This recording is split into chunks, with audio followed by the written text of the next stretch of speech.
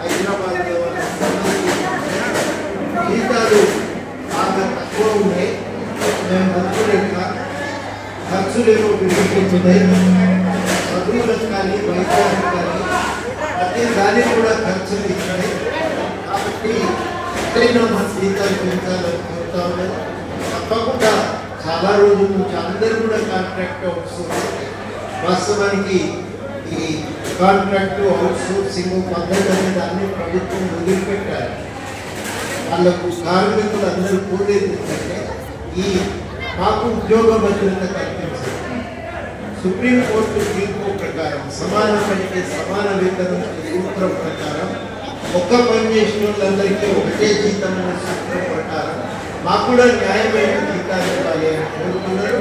దాంతో పాటుగా మరి హెల్త్ కార్డు ఒకటి, ఇంటి సౌకర్యం ఒకటి, పిల్లలకు మంచి నాణ్యమైన విద్య, ఇది వాళ్ళు అందరూ కూడా కోరుకుంటున్నారు. ఇవన్నీ కూడా అందజేస్తే నగరానికి లాభం, కార్మికులకు సౌకర్యాలు మనం కల్పిస్తే నలుగురికి ఉపయోగం. ఎందుకంటే హైదరాబాద్ ఎంత అందంగా ఉంటే హైదరాబాద్లో వ్యాపారాలు అంత బాగుంటాయి, హైదరాబాద్ ప్రజలు అంత ఆరోగ్యంగా ఉంటారు. కాబట్టి ప్రజలందరి మేలు కోసమే ఈ కార్మికులకు కూడా మేలు చేయవలసిన అవసరం ఉంది. ప్రజలందరి క్షేమాన్ని దృష్టిలో పెట్టుకొని మేలు చేస్తారని చెప్పి నేను ఆశిస్తున్నా. మేలు చేయాల్సినటువంటి అవసరం ఉందని కూడా ఈ సందర్భంగా గుర్తు చేస్తాను. లీడర్లు కానీ మనకి గుర్తించిన నాయకులందరూ కిందికి వెళ్ళిపోయారు. అయితే అన్న ఏంటంటే 12 రోజులు ధర్నా చేసిన జీతాలందరికీ కట్ అయిపోయినాయి.